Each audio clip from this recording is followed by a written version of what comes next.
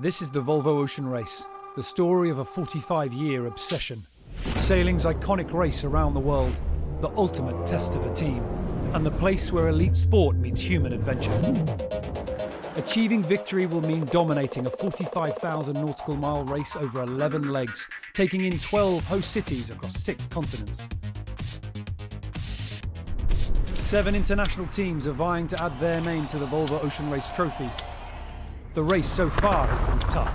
Extreme Southern Ocean drag racing to windless voids that have tested the sailors to their physical and mental limits.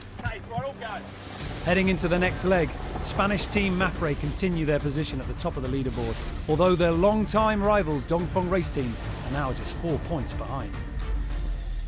Hong Kong marked the end of leg 4, after which the race headed to Guangzhou. The visit marked the 4th time the Volvo Ocean Race has stopped in China over the past 10 years. Once the fleet completed an import race, it was back to Hong Kong before the start of the next leg. It would see the teams head back through some of the same water as in leg 4, but this would prove to be a very different race. We're losing to him, we're not following our plan, and we're sailing slowly. Just got to wait for the right opportunity. D's only 9 miles behind us. The nightmare is over my shoulder where we've got Dongfeng and Mafre breathing down our neck. We've got Mafre right here. They're not far away. Can't believe Dongfeng and Medfrey are there. No justice in that.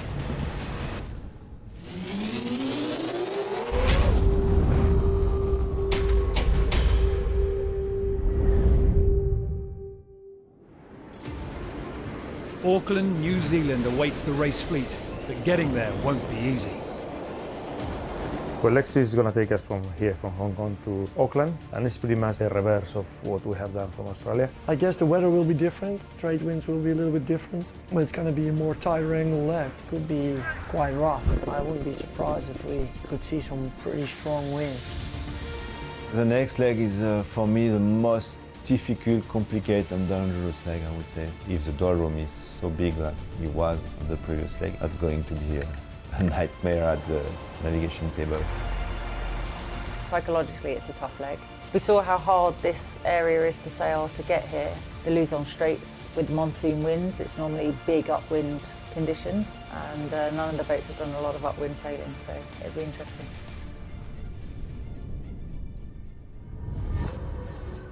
Vestas 11th Hour Racing announced it would miss leg 6 following a tragic collision with a non-racing vessel at the end of leg 4, which resulted in the fatality of a local fisherman.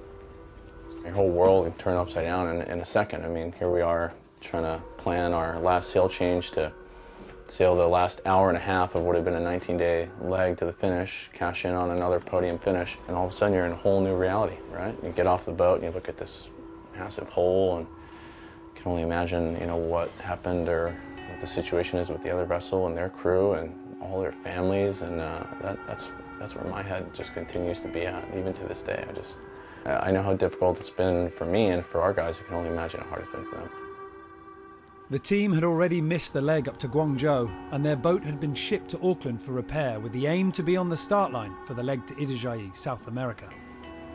In light of the incident, the organisers of the Volvo Ocean Race have commissioned an independent review team.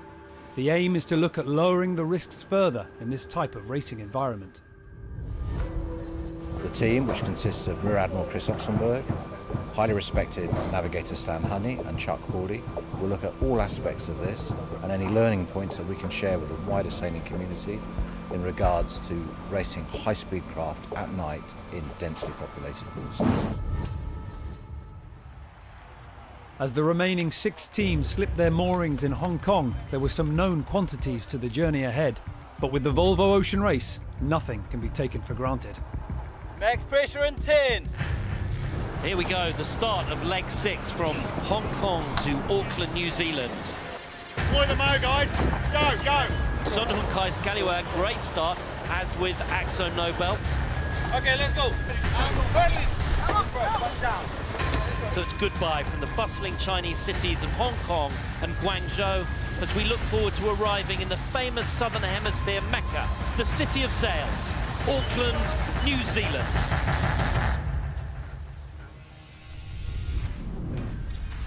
Leg 6 is a 6,100 nautical mile race that will see the fleet head across the South China Sea, north of the Philippines, out into the Pacific Ocean, through the doldrums for the third time in the race, and then southeast to Auckland. Prior to the start, race officials had added a tropical storm exclusion zone to the east of the Philippines due to a cyclone that was forecast to produce heavy sea conditions. The fleet headed northeast above the zone in a drag race. It's been quite hard for everybody, having had quite a long break in Hong Kong, to come back. But those guys that have had a leg off as a break have come back full of energy, which is great, and we really need that injection. But some people have found these conditions a little harder to cope with. After skirting the southern tip of Taiwan, the competitors split.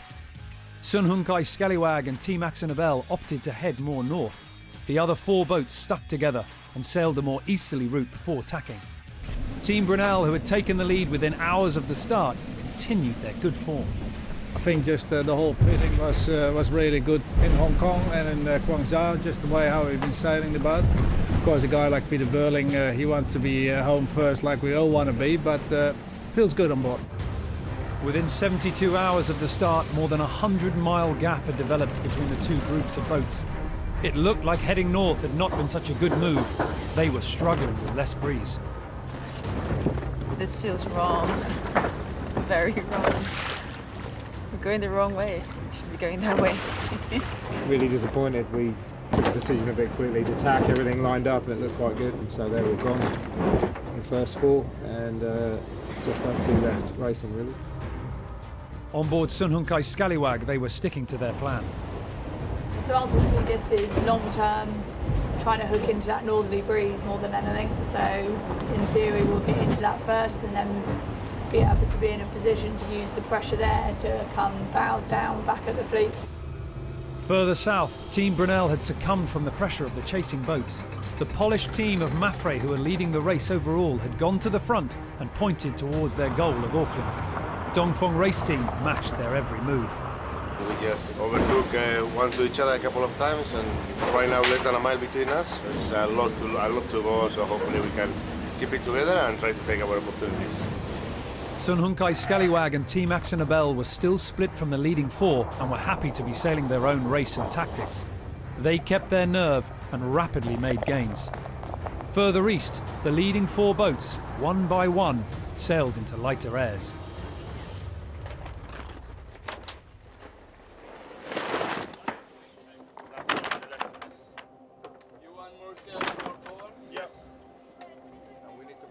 Within hours, it was a reversal of fortunes. We have just absolutely smashed them. All these other guys do the Fugazi and they listen to the computer and we sort of point to where we want to go and it seems to be working quite nicely. That's the wrap up.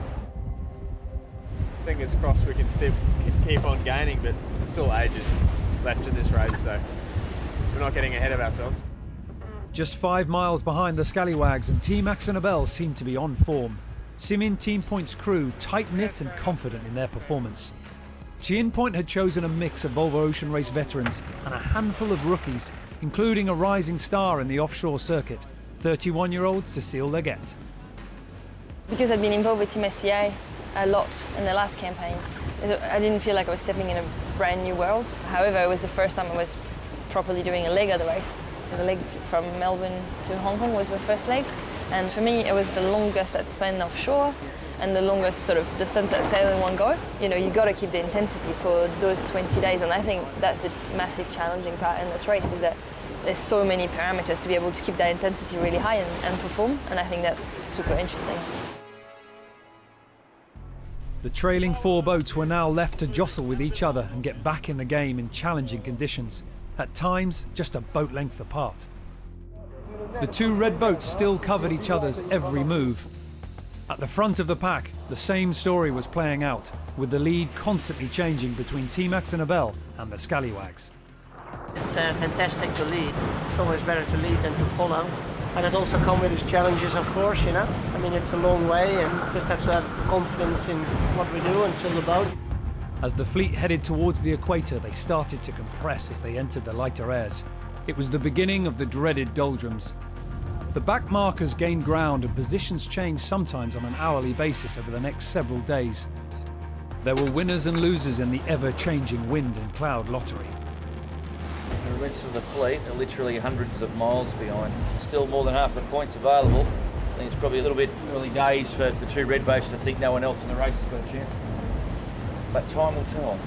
Really complicated. Not at a good position. I think we should be more east, but we follow Maffrey, and for the first time, he make a really bad choice, I think. Last day's been pretty challenging. We've been stuck in no wind at times, and a lot of the other boats have come past us with pressure. So I'm pretty sure we're at the back of the fleet now. Meanwhile, more than 3,000 miles away and on dry land, Vestas 11th Hour Racing were in their own race to be ready for the start of Leg 7. Their boat had arrived in Auckland and was undergoing repairs. For the crew, it was a slow healing process.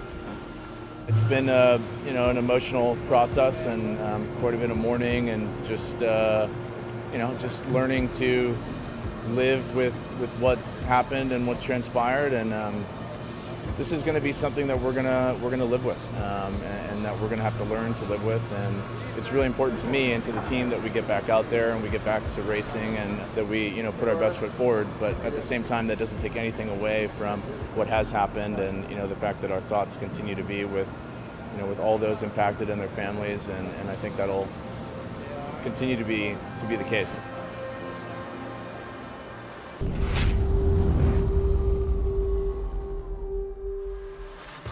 After nearly 2 weeks at sea, the Volvo Ocean Race fleet were now thousands of miles from land and in 3 separate match races. In between the back markers and the leaders were Team Brunel and Turn the Tide on Plastic. And it seemed that Dee Kafari and her young team had found their mojo on this leg. Glorious sunrise, and what really put the icing on the cake was Brunel right there on the horizon. It is crazy to sail 3,500 miles to then be sat side by side with our buddies, our Dutch buddies. Further west, and Sun Hunkai Scallywag were now back in the lead, having overtaken Team Axel Nobel. We're a little uncomfortable last night going in a direction that we did to stay on top of Scallywag, and that cost us. Right, we're not doing anything at the moment. We're losing to him, we're not following our plan, and we're sailing slowly. Maffrey and Dongfeng race team had slowly reduced their once huge deficit to gain on the 4 teams in front of them. They had stuck with each other for the entire race, but the question was, at what cost? We are officially last again. But they overtake us, we overtake them. They overtake us, we'll overtake them. For some of the young America's Cup sailors, being at the back of the fleet was something they were not used to. But just being part of the Volvo Ocean Race for the first time was a natural step in their careers.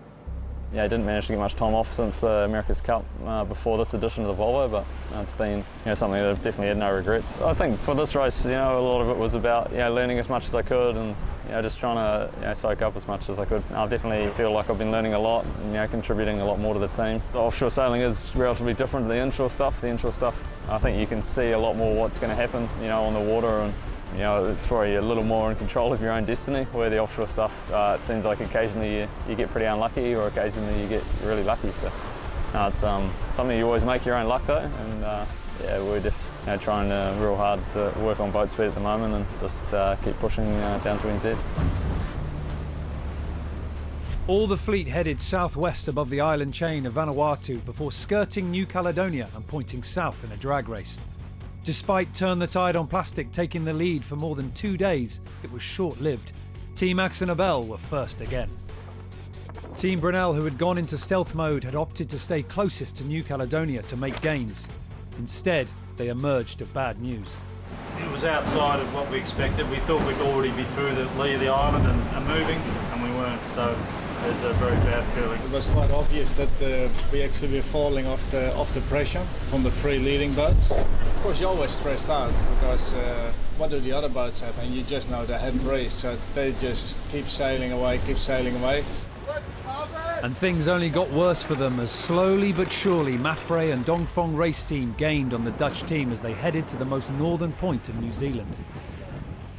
The 3 leading boats by now had started to sail down the eastern side of the northern island in a dogfight. Throughout the fleet there were a number of Kiwis who were on their way home. It was a time for reflection. I haven't been home for over a year preparing for this race, so be able to see friends and family on the dock. It's going to be special. Looking forward to seeing land and getting home. It's going to be good. Anytime you sail into New Zealand, into your home port, is pretty awesome, but to be able to do it in the Volvo Ocean Race is just a dream come true. Since the start of the race in 1973, more than 350 sailors from New Zealand have taken part, including legends like Grant Dalton, Mike Sanderson, Stuart Bannatyne and Brad Jackson. But there is one Kiwi who is synonymous with the race, Sir Peter Blake. Blake is the only skipper to have ever won all legs back-to-back during the 1989-90 Whitbread Round the World race, a record that still stands today. He became a national hero, but tragically he was killed by pirates in 2001 whilst on an environmental voyage in South America. His death shocked a nation and the sailing world, but his legacy lives on. His son James is one of a team of onboard reporters covering this edition of the race. So I was 3 when Steinwalger came in, and I've got a very vague memory of standing by the wheel, but I was 3, so I can't remember that much. And I remember that teddy bear of Winnie the Pooh, but what was funny about that bear is when he used to press his paw, he used to sing Winnie the Pooh. And I actually just found that the other day in a container of storage, and 28 years on, he still plays that little song, which actually is quite moving for me. I am the son of Sir Peter Blake, and that's something that I love, you know. He's what a legend, what a hero, and you know, that's something I've grown up with, and so I'm proud of it. I was quite young when my father died, and so one of the things that I learned from him from a young age was that he was always saying, you know, you've got to do what you want to do and what you love doing. You know, for me, taking that ethos away is key for me, and that's something that that's something I definitely learned from him. For me, the really special thing about the Volvo Ocean Race is when you kind of strip everything apart, you have these men and women out at sea working together. And I think that's something that hasn't changed since my dad's era. A lot of things have changed, whether it be the sponsorship, the corporate side, but actually when you get out on the ocean, you know, nothing has actually changed. They're still working together. It's still just as tough. It's one of the biggest challenges you can do for a sailor. I do think about him out at sea, and I think being out there actually, in some kind of way, for me, I get to know him a little bit better. You know, there's something out there that he loves, and for me to go and experience that in a small way is refreshing for me, and you know, can see what he was doing basically.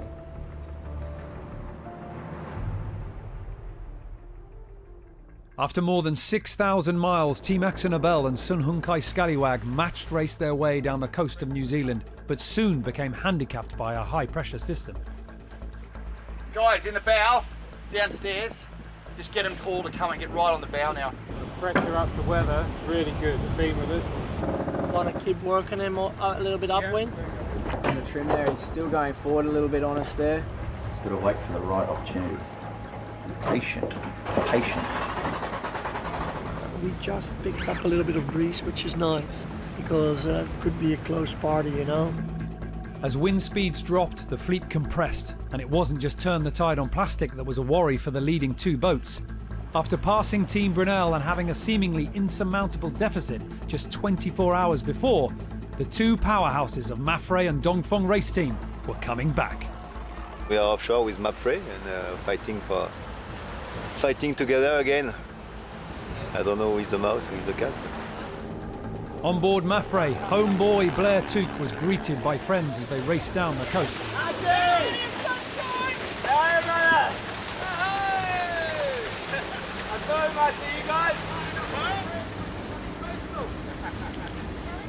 Yeah, just now we managed to see the race leaders in front. They obviously had quite a light air time for a bit. It's pretty close, so everything is on.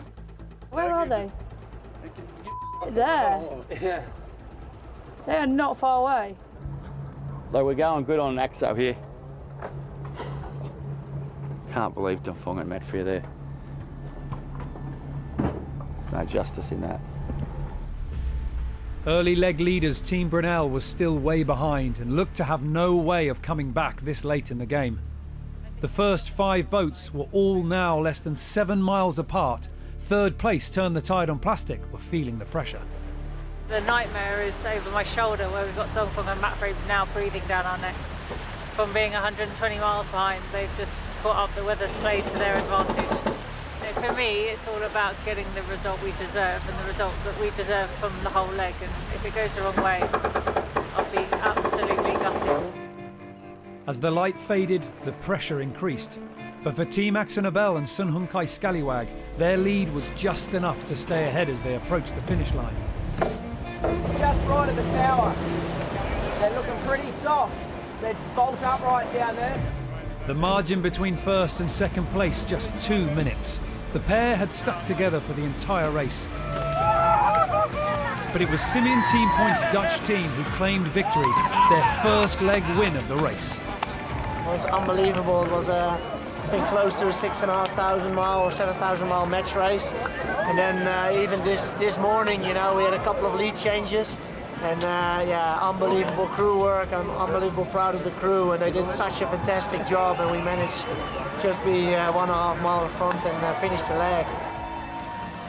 We never give up, we're still trying right to the end. So, you know, we had a couple of opportunities that we didn't take, and, you know, hats off to Axonabel. They sailed really, really well. We put as much pressure as we could on for 3 weeks, and they stood strong, so they deserve the win. With less than 2 hours to the finish line, the unthinkable happened for Turn the Tide on Plastic. The Spanish team of Mapfre snatched their podium spot from under their noses. And even after a long battle with Dongfeng race team all the way into Auckland's harbour, they lost their 4th place by just minutes. A bitter blow. We've been fighting, of course, with Dongfeng like crazy. You know, that's the war. We never stop, and we fought so hard that now we feel very happy, of course. Sorry for Turn the Tide because they did a fantastic race, and I think they deserve the 3rd place, but that's silly. The first 5 teams had all finished within half an hour of each other. It had been a hugely stressful and intense race, an unprecedented climax to the finish of a leg. The only consolation for Turn the Tide on Plastic was they showed the rest of the teams they had matured into a force to be reckoned with and posted their best performance ahead of last place Team Brunel. We're pretty gutted, and you can tell by the fact that nobody stood along the deck. I don't actually even know what to say. Gutted. We had a good race, and we thought we were going to have a better result, but those pesky red boats always seem to get it their way. After Team Axonabel's win and Sun Hung Kai Scallywag's 2nd podium finish in a row, the top of the overall leaderboard has been shaken up.